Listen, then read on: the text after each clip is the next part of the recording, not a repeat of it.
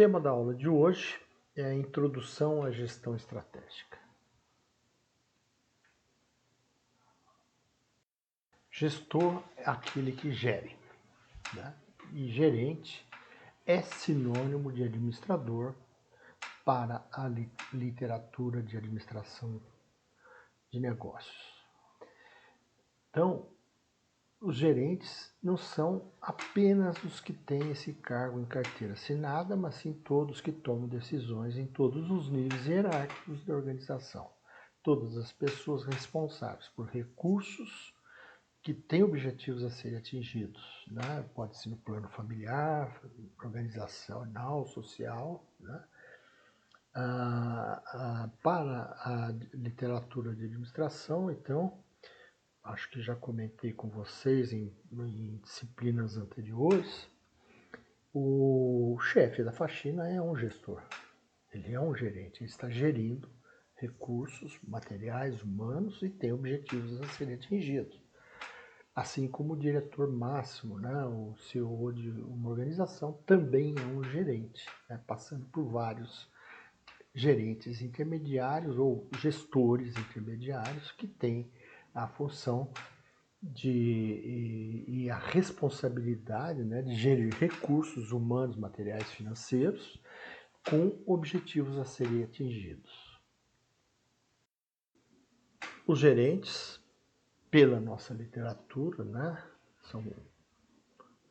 eles têm que ter competências, né, e a gente separa como intelectual, interpessoal, técnicas e intrapessoais de uma maneira geral. Essas competências são conhecimentos, habilidades, atitudes necessárias para o trabalho de gerir. Podem ser desenvolvidas por experiência profissional, educação formal ou informal, convivência numa família, na sociedade, né, se inspirando em outras pessoas.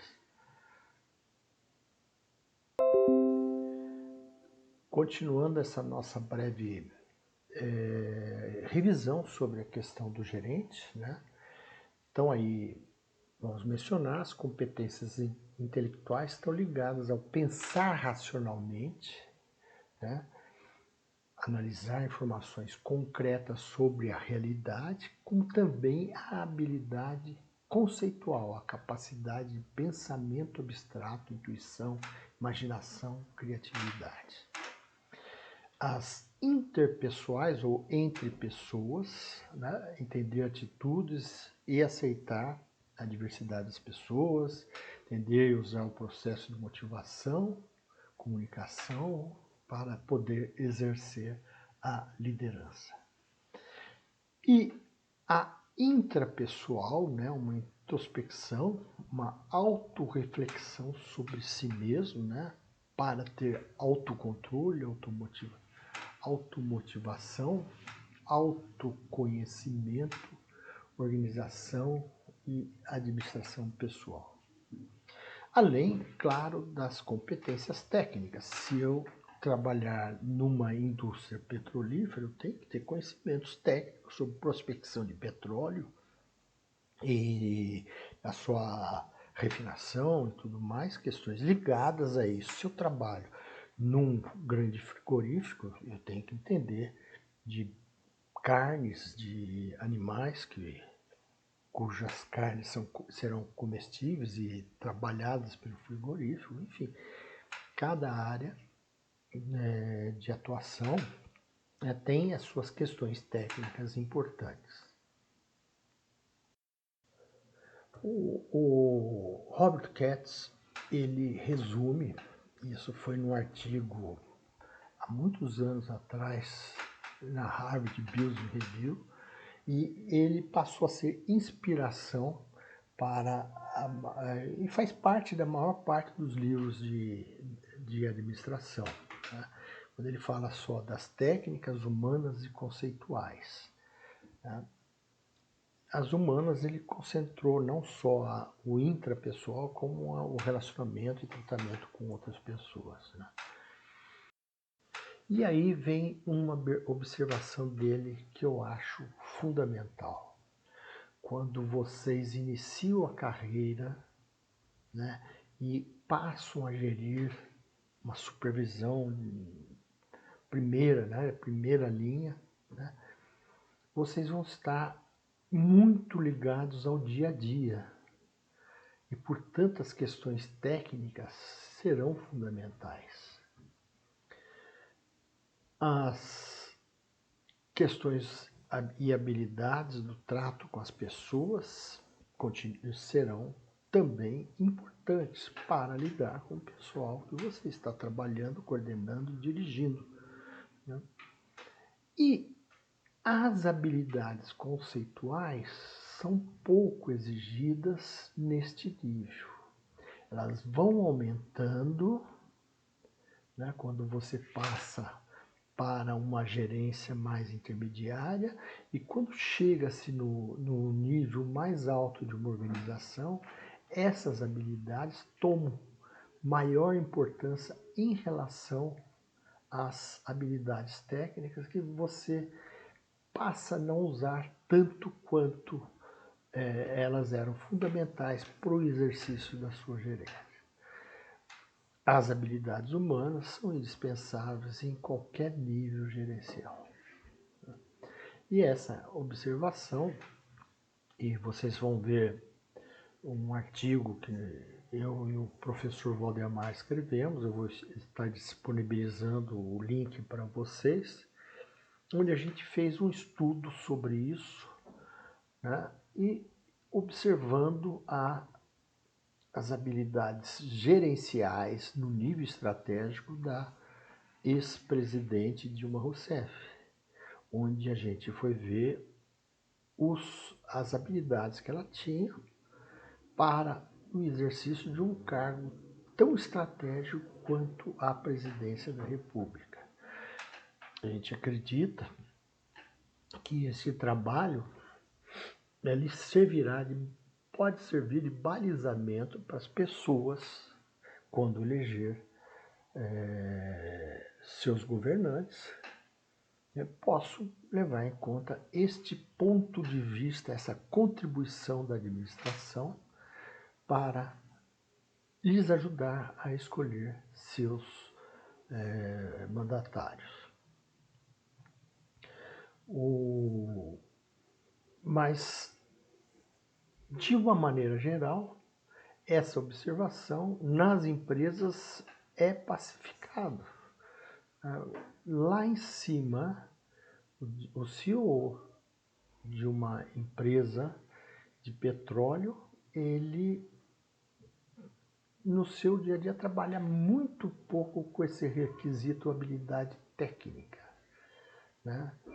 Muito e sempre trabalhando com pessoas, e para onde ele vai ver como que eu enxergo, né, a realidade concreta e a realidade abstrata para a nossa empresa, né, e poder visualizar o longo prazo. Aqui trabalha-se no curto prazo, médio, mas aqui eu estou planejando, organizando, dirigindo a organização para o longo prazo.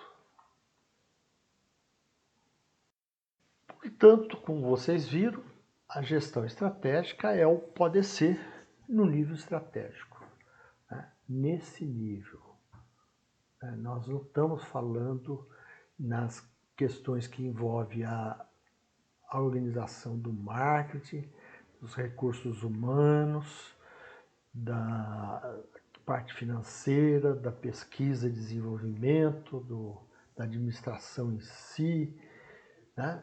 Nós estamos falando de tudo que deve ser importante, né, nas decisões estratégicas de uma organização, decisões no nível estratégico.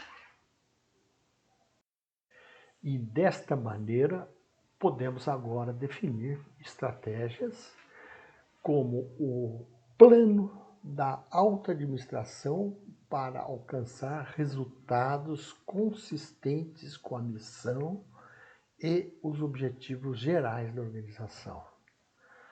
A administração estratégica É um processo contínuo e interativo que visa manter uma organização integrada, né, ao ambiente externo.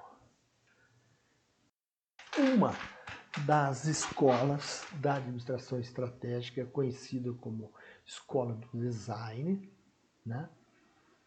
Ela apresenta a administração estratégica, né, com uma inspiração na análise SWOT, né, com um olhar para o externo, né, com as ameaças e oportunidades do ambiente, e interno para os seus pontos fortes e fracos, né, e aí trabalhar competências e principalmente as distintivas, né, perante os fatores chaves de sucesso.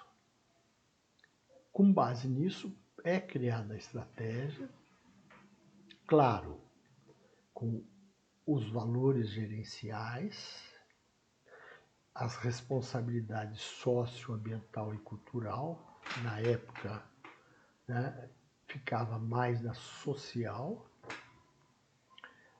avaliação, escolha da estratégia e a implementação. Um autor completo, que eu entendo que é o HIT, né, ele faz coisa parecida. É o ambiente externo, o ambiente interno, com base na missão, você vem, formula a estratégia no nível do negócio, né, no nível corporativo, e isso vocês vão entender, né, pensando nas questões internacionais, cooperativas, né, e finalmente a implementação da estratégia. A competitividade que gera, né, e isso vai sendo sempre realimentado. Um processo contínuo. Vocês vão ver que nós vamos distinguir o nível corporativo da unidade de negócios. A princípio, eu direi para vocês o seguinte: uma corporação é aquela que tem mais de uma unidade de negócios. E você vai encontrar corporações muito grandes hoje com mais de uma unidade de negócios, né? Que cada unidade de negócio venha a obedecer o que a corporação determina, né? E dentro de cada unidade de negócio você tem os níveis funcionais: marketing, finanças, recursos humanos, produção, né? E cada nível funcional também tem que adequar às estratégias ditadas pelo nível da unidade de negócio, ou que, por sua vez, se submete ao corporativo ou empresarial. Vou falar dessas 5 fases da evolução do pensamento estratégico. Nos anos 50 do século passado, as empresas faziam um orçamento anual que a administração aprovava para controlar o desempenho dos negócios. Estimativas dos principais gastos, previsão de receitas, tudo mais, né? Usa-se os dados históricos e há uma coordenação para atingir resultados. Tá? Era a aplicação da administração por objetivos. Priorizava cumprir o orçamento e não formulação de estratégias. Isso eu acho que é interessante, porque cumprir orçamentos, uma das partes de cumprir é garantir as receitas, mas também fazer as despesas, né? E isso passava a ser algo replicado ano a ano. Nos anos 60, começa-se a pensar o longo prazo, mais do que vinha sendo feito. É curioso que o presidente Juscelino Kubitschek, ele fez um plano, né, 50 anos em 5, quando ele se elegeu em 1955 para até 1960, foi 59, foi o mandato dele, inclusive com a inauguração no final do governo dele da cidade de Brasília. Tá? E esse pessoal começa a ter outras ferramentas, né? Indicadores passados e atuais. Por quê? Porque qualquer intervenção ativa no presente vai modificar o futuro. Né? Previsão de cenários positivos, negativos, e ficou muito famoso os estudos do Pierre Walk, né, sobre essa ferramenta do uso de cenários, e a curva de experiência BCG, né, que com o passar do tempo, o custo da apresentação reduz com o aumento da produção. Né? É uma questão, se você começa a conseguir e obter mais produtos com os recursos praticamente os mesmos, né? O custo unitário, obviamente, vai cair. Né? Porque você vai estar usando mais custos fixos, quer dizer, vai estar usando os mesmos custos fixos divididos por uma quantidade de produtos maior. Com tecnologia constante, o custo reduz de 20% a 30% quando se dobra a produção acumulada. Essa é uma da Boston Consult Group, né? É uma máxima. Né? Você reduz custo de 20% a 30% quando dobra-se a produção acumulada. Então, vamos produzir. Essa é já os anos 60 e é mais ou menos mais ou menos não, é o que ficou muito forte, né? E até perdurou, passou dos anos 60, 70, quando eu iniciei trabalhos, né? Muitas empresas pensavam assim, principalmente a Philips do Brasil, onde eu atuei na época de estagiário. Nos anos 70, a análise SWOT começa a aparecer, né? E inicia-se aquilo que o pessoal chama de pensamento estratégico, um sistema de levantamento e avaliação de situações para, após isso, definir as estratégias que a empresa deveria tomar. Uma análise das mudanças do ambiente, dos recursos e competências da organização, olha aí, análise SWOT, né? E somente depois disso, né, de totalmente formuladas, é que se implementavam as estratégias. Nos anos 80, e eu estava saindo da faculdade, quando Igor Ansoff, né, começa a falar de que a estratégia era um conjunto de regras que orienta o comportamento da organização. Desafios da postura estratégica, análise da competitividade, integrar os objetivos estratégicos das diversas áreas numa direção única, um esforço único, né? Ninguém remar contra. Né? E o Porter, quando ele vem com a análise das 5 forças competitivas do setor, falaremos disso também durante o curso, e as famosas estratégias genéricas além da cadeia de valor.